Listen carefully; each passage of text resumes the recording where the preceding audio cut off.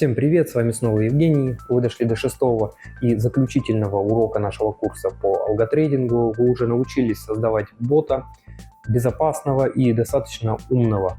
Он способен входить в сделки по тренду, а также управлять ими с помощью стоп-лосса и тейк-профита. Сегодня мы сделаем нашу стратегию еще более точной и надежной, добавив в нее важный фильтр качества сигналов. Мы интегрируем в наш алгоритм популярный индикатор — индекс относительной силы, или RSI. Он поможет нам принимать более взвешенные решения о входе в рынок, избегая, например, покупки активов, когда рынок уже перегрет. А затем, что не менее важно, мы научимся тестировать нашего робота на исторических данных с помощью мощного инструмента MT5 тестера стратегий. Это ваша собственная лаборатория для проверки торговых идей. Давайте углубимся в детали. RSI — это осциллятор, который измеряет скорость и изменения ценовых движений. Его значение колеблется в диапазоне от 0 до 100. Классически RSI используется для определения состояния перекупленности или перепроданности рынка. Значения выше 70 говорят о том, что рынок перекуплен. Это означает, что цена росла слишком быстро и, возможно, скоро наступит разворот или коррекция рынка. Значения ниже 30 говорят о том, что рынок перепродан. Это, наоборот, говорит о чрезмерном падении цены, после которого возможен разворот или отскок вверх. Значения между 30 и 70 считаются нейтральной зоной. Период RSI по умолчанию равен 14. Это означает, что RSI использует в своих расчетах последние 14 свечей. В нашем сегодняшнем уроке мы используем RSI как дополнительное условие к покупке. Мы будем входить в сделку только если RSI ниже 70. То есть мы избегаем покупок, когда рынок уже перегрет и вероятность разворота высока. Наша цель — войти в тренд, но не в тот момент, когда он уже готов иссякнуть. Давайте посмотрим, как RSI интегрируется в логику нашего робота, а затем, как мы будем проверять это с помощью тестера стратегий. Наш бот по-прежнему начинает работу при каждом новом тике. Как и раньше, бот получает цену бит и вычисляет значение EMA20. Затем он проверяет основные условия, нет открытых позиций, цена выше EMA. И вот здесь появляется наш новый фильтр. Если оба предыдущих условия истинны, бот теперь выполняет еще один шаг. Он получает значение RSI. Далее он проверяет дополнительные условия. RSI ниже 70. Только если все три условия выполнены одновременно, нет позиции, цена выше EMA20 и RSI ниже 70, бот переходит к расчету стоп-лосс и тейк-профит. Затем открывает покупку со стоп-лосс, тейк-профит и логирует сделку. В противном случае, если любое из условий не выполнено, бот просто завершает работу для текущего тика, ожидая следующего. Этот дополнительный фильтр с RSI помогает нам отсеять потенциально опасные входы, когда, казалось бы, тренд есть, но рынок уже слишком сильно вырос и RSI сигнализирует о потенциальной перекупленности. Теперь давайте посмотрим, как эти изменения реализуются в MQL5 коде. Вам нужно будет добавить всего несколько строк. Во-первых, получение дескриптора RSI. Эта строка отвечает за создание дескриптора для индикатора RSI. Аналогично IMA, функция iRSI является встроенной в MQL5. Ее параметры — это symbol, текущий торговый инструмент, период M15, таймфрейм 15 минут, на котором мы анализируем RSI. Важно, чтобы он совпадал с таймфреймом нашего бота. 14 — это период RSI по умолчанию, означающий, что RSI рассчитывается на основе последних 14 свечей. И Price Close RSI будет рассчитываться по ценам закрытия свечей. Если RSI не смогла корректно инициализироваться,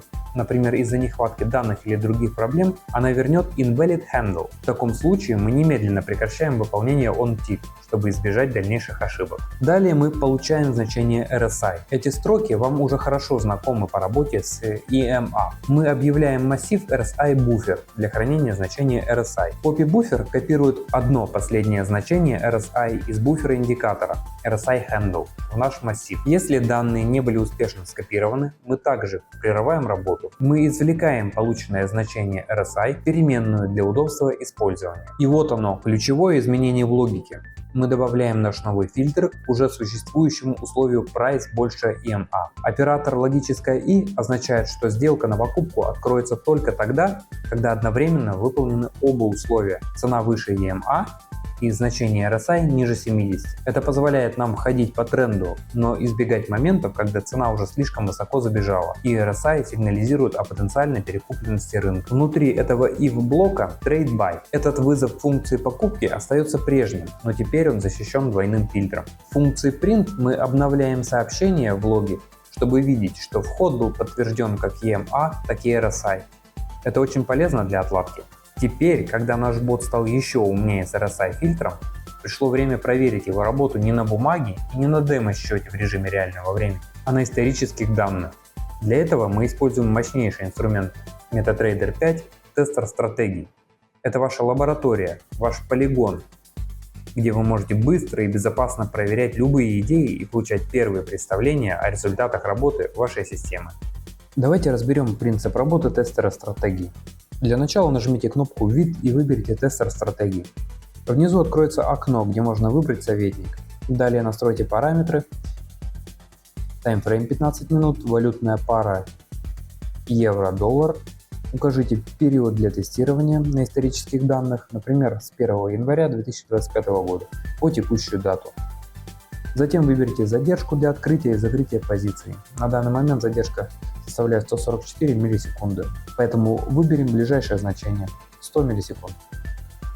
Для моделирования рекомендуется использовать режим «Все тики». Это наиболее точный вариант. Установите начальный депозит, например, $1000, и выберите плечо в зависимости от вашего брокера. В моем случае 1 к 32. Оптимизация на этом этапе не требуется, но подключите визуальный режим, чтобы отображались графики, индикаторы и сделки. Это удобно для отслеживания каждой сделки в реальном времени. Например, вы сможете увидеть, почему была открыта та или иная сделка, проверить, превышал ли RSI значение 70, из-за чего сделка могла не открыться и так далее. В параметрах можно настроить размер лота, стоп-лосс и take-profit в пунктах. Для этого дважды щелкните по значению и измените его. Перед началом теста очистим журнал и теперь нажмем старт. Откроется окно, где в реальном времени на исторических данных отображаются сделки. С помощью ползунка можно регулировать скорость их выполнения. Наблюдая за процессом, вы можете заметить, что баланс снижается. Это указывает на то, что текущие настройки не подходят для выбранной валютной пары. Если баланс падает слишком сильно, симуляцию можно остановить. Попробуем изменить размер лота, чтобы продолжить тестирование. После запуска теста с новыми параметрами баланс может снижаться медленнее, но без изменения стоп-лосса, тейк-профита и других условий убытки сохраняются. В итоге симуляция завершается, в нашем случае с балансом $412. Далее откройте историю операций, увеличив нижнюю панель для удобства. Вы увидите все сделки с 1 января 2025 года, а это 8634 операции. В журнале отображаются стоп-лосс, take-profit, цена, объем и тип каждой сделки. Перейдите в раздел «Backtest» для анализа. Здесь доступны данные о прибыли, убытках, максимальной просадке, количестве прибыльных и убыточных сделок и прочая информация. Также можно изучить графики, чтобы понять, в какие часы было больше входов, например, во время открытия азиатского или американского рынка. График баланса показывает стабильное снижение, что указывает на необходимость корректировки условий. Предлагаю в качестве домашнего задания поэкспериментировать с параметрами. Измените стоп-лосс, take-profit или другие настройки. Код для тестирования будет приложен к видео на моем сайте. Вы сможете запустить его на исторических данных, отслеживать входы и выходы сделок, анализировать причины убытков и дорабатывать стратегию. Эта стратегия не оптимизирована, но в приложенном коде есть версия, которая эффективнее использует ресурсы компьютера и не перегружает систему. В ней прописаны параметры input, которые можно менять в тестере стратегий. Это позволяет тестировать больше вариаций и улучшать стратегию. Как и в предыдущих уроках, прежде чем запускать бота в тестере, я рекомендую вам пройтись по этому простому чек-листу. Убедитесь, что RSI добавлен в код и правильно подключен. Проверьте через индикаторы на графике значения скользящий средний и RSI. Убедитесь, что вы работаете на 15-минутном фрейме. Убедитесь, что Take Profit и Stop Loss корректно рассчитываются и передаются. Ну что ж, мы подошли к финалу нашего курса по созданию бота в MQL5. Поздравляю, вы освоили базовые механизмы программирования. Мы создали стратегию на основе EMA, RSI, Stop Loss и Take Profit. Давайте будем честны. Наш бот пока убыточный, и это нормально. Целью этого курса было не создать золотую жилу, а показать вам, как работает программирование торговых систем. Теперь у вас есть база, с которой можно строить что-то по-настоящему стоящее. Почему наш бот не приносит прибыль? Проблема не в коде или индикаторах, а в настройках и подходе. Текущие параметры, скользящая средняя 20, RSI 14 и стоп-лосс 50 пунктов, это просто пример. Рынок куда более сложный.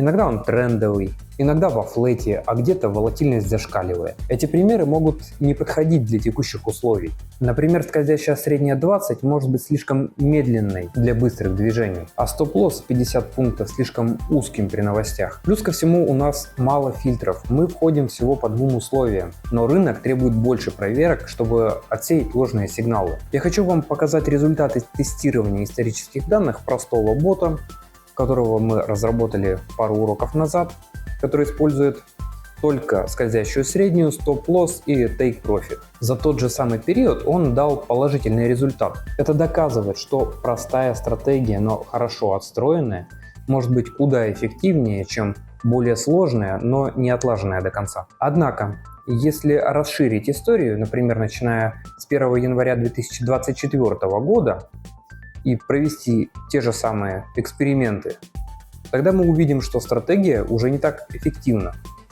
Не просто неэффективна, она стала торговать в убыток. Это говорит о том, что создать универсальную стратегию крайне сложно. Рынок нестабилен, и разные периоды требуют разных подходов. Нужно учитывать трендовые фазы, флэт или высокую волатильность и адаптировать стратегию под эти условия. Ваша задача теперь взять этот код и поиграть с ним. Попробуйте другие периоды для скользящей средней, например, 10 или 50. Поменяйте порог RSI, например, не 70, а 65 или 75. Подумайте, как можно адаптировать стоп-лосс к волатильности, например, используя ATR. Может быть, стоит добавить фильтр тренда, например, ADX, чтобы торговать только на сильном движении. Или же ограничить торговлю по времени, скажем, торговать только в открытую лондонскую сессию. Есть ряд проблемных моментов, которые вы можете заметить. Например, слишком много ложных входов по флете. Это можно решить фильтром ADX или контролем волатильности. Стоп-лоссы выбивает из-за рыночного шума. Попробуйте динамические стоп-лоссы на основе ATR. Сигналы запаздывают. Возможно, нужно попробовать более короткий период скользящей средней. Или же другой таймфрейм, например, 5 минут или 1 час. Это ваш полигон для экспериментов. Тестируйте на демо-счете, меняйте параметры, меняйте фильтры и анализируйте, что работает. Ваша цель – понять, как код и рынок взаимодействуют. Что я вам советую? Откройте тестер MetaTrader 5 и попробуйте разные комбинации параметров, например, скользящую среднюю от 10 до 100, RSI от 7 до 70. Добавьте хотя бы один фильтр, например, ADX выше 25 или спред ниже 2 пунктов. Проверяйте ваши результаты на разных инструментах, а не ограничивайте себя только парой евро-доллар. Можете даже попробовать на золоте, чтобы учесть изменчивость рынка. И делитесь вашими находками в комментариях. Давайте учиться друг у друга. Этот курс дал вам базовые инструменты и понимание, как они работают. А теперь ваша очередь создавать. Код — это только начало. Самое интересное начинается, когда вы начинаете его улучшать. Погрузитесь в эксперименты, и кто знает, может быть, вы найдете для себя свою идеальную стратегию. Я вас поздравляю, теперь ваш бот стал гораздо мощнее и умнее. Он умеет входить по тренду с помощью скользящей средней, учитывать состояние рынка и фильтровать сигналы с помощью RSI, выходить самостоятельно из рынка, ограничивая убытки и фиксируя прибыль с помощью стоп-лоссов и take-профита. Это уже не просто кусочек кода, а прототип полноценной рабочей системы.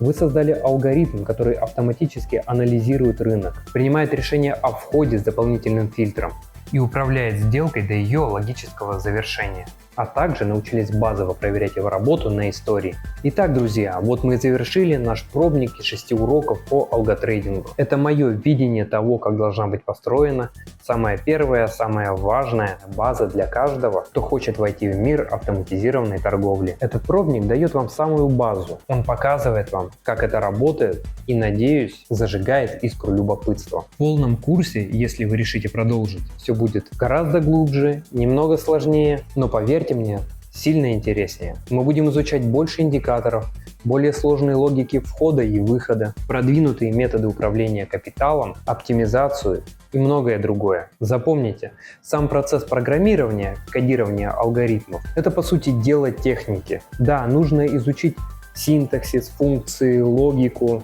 но самая сложная, захватывающая задача заключается в создании самой торговой системы, этого самого алгоритма, систематизации огромного объема рыночных данных, поиске закономерностей, формулировании торговой идеи и ее строгом переводе на язык правил. И именно на этой системной стороне я и попытаюсь свести акцент в наших будущих материалах. Конечно же, не забывая о навыках программирования, потому что без них идеи так и останутся идеями. Ваш путь в алготрейдинге только начинается. Продолжайте исследовать, экспериментировать и, самое главное, мыслить системно. Это то, что позволит вам преуспеть. В процессе дальнейшего изучения и работы с MQL5 у вас неизбежно будут возникать вопросы. Это абсолютно нормальная часть обучения. Могут возникать ошибки при компиляции, бот не будет открывать сделки или стоп-лосс срабатывать сразу после входа. Но не волнуйтесь, с практикой эти проблемы сойдут на нет. Пишите в Telegram, регистрируйтесь на сайте, там вы найдете много интересных материалов.